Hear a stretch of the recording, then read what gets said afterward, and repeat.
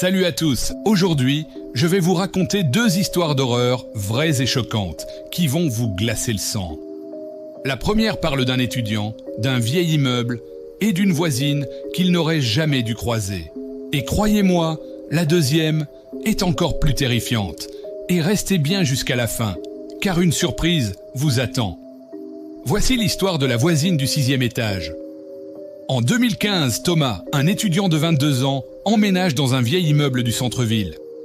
Le bâtiment est délabré, murs jaunis, ampoules qui clignotent dans les couloirs, ascenseurs qui grincent à chaque étage. Mais le loyer est bas, et pour un étudiant sans moyens, c'était parfait. Dès son arrivée, un voisin âgé du 5e l'interpelle. Il lui dit doucement « Évite de parler à la femme du 6e étage, tu ne veux pas attirer son attention. » Thomas sourit, croyant à une vieille superstition. Les premiers jours se passent normalement. Mais chaque fois qu'il monte les escaliers, il sent un froid étrange au niveau du 6e.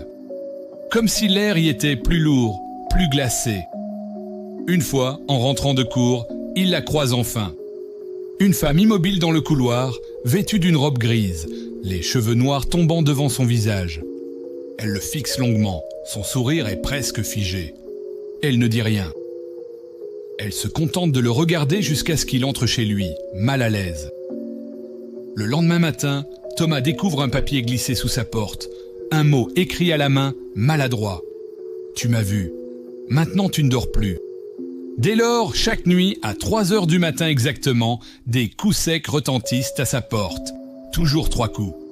Thomas ose regarder par le Judas. Personne. Et pourtant, les coups continuent. Fatigué, il en parle au gardien. Celui-ci pâlit et lui dit « Le 6e étage est muré depuis des années.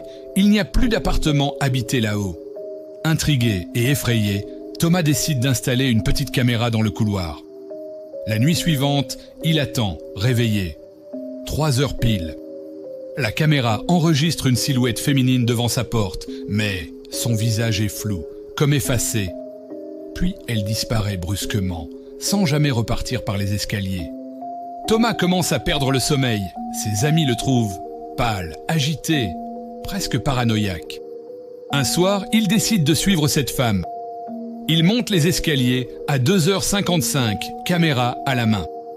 Arrivé au 6e, il découvre une porte murée de briques et de béton. Pourtant, de l'autre côté, il entend des pas et un rire étouffé. Pris de panique, il descend prévenir la police. Quand ils reviennent ensemble, la porte murée est intacte. Mais sur la poussière du sol, des traces de pas nus, humides, qui s'arrêtent au juste devant la chambre de Thomas. Quelques jours plus tard, les voisins entendent des cris au 5e.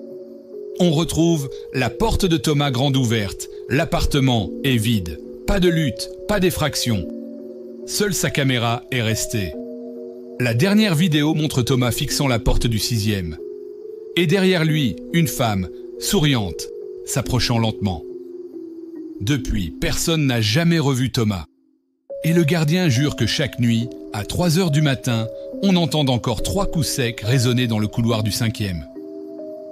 Et ce n'était que la première histoire. Restez bien avec moi car la suivante est encore plus sombre. Et surtout, une surprise vous attend à la fin. Il y a des expériences scientifiques qui changent l'histoire. Et d'autres qui ne devraient jamais exister. Aujourd'hui, je vais vous raconter l'une des expériences psychologiques les plus terrifiantes jamais menées. Une expérience où de simples étudiants sont devenus des monstres en moins d'une semaine. Et restez bien jusqu'à la fin, car ce que vous allez entendre dépasse la fiction. Voici l'histoire de l'expérience de Stanford. En 1971, à l'université de Stanford, en Californie, le professeur Philip Zimbardo a une idée. Il veut comprendre comment les rôles sociaux transforment les comportements humains. Son projet, recréer une prison avec de simples étudiants. 24 volontaires sont choisis. Au hasard, certains deviennent prisonniers, les autres, gardiens. L'expérience devait durer 2 semaines. Elle ne tiendra que 6 jours. Dès le premier jour, les étudiants jouent le jeu. Les prisonniers portent une tenue uniforme, une simple tunique avec un numéro. Les gardiens, eux, reçoivent un uniforme militaire et des lunettes noires. Pour effacer leur regard, au départ, tout semble être une simulation. Mais rapidement, le jeu devient réel. Les gardiens commencent à imposer leur autorité. Debout la nuit, exercices absurdes, humiliation. Un prisonnier est forcé à nettoyer les toilettes avec ses mains. Un autre est enfermé seul dans un placard sombre pendant des heures. Ce ne sont plus des étudiants. Ce sont devenus des bourreaux et des victimes. Chaque jour, les prisonniers s'effondrent psychologiquement. Certains pleurent, d'autres crient. Un étudiant supplie même d'arrêter, mais les gardiens continuent. Pire encore, ils s'amusent. Un prisonnier fait une crise de nerfs au bout de 36 heures. Zimbardo, le responsable, hésite à interrompre. Mais il décide de poursuivre.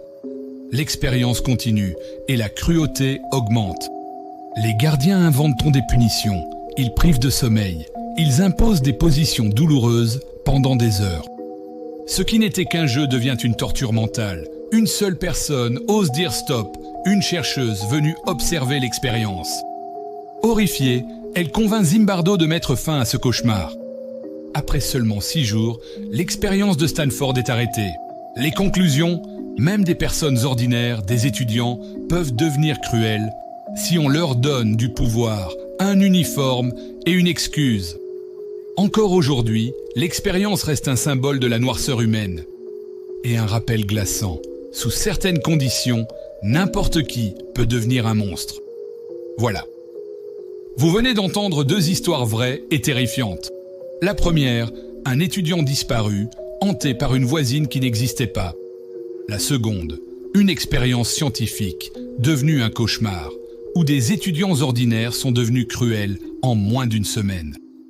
Ces récits nous rappellent une chose, le danger peut frapper n'importe où et parfois quand on s'y attend le moins. Et comme promis, une surprise vous attend. Dans la prochaine vidéo, je vais vous révéler une histoire que je n'avais encore jamais osé raconter. Je ne peux rien dire pour l'instant, mais je vous préviens, c'est la plus sombre de toutes. Alors, abonnez-vous et préparez-vous.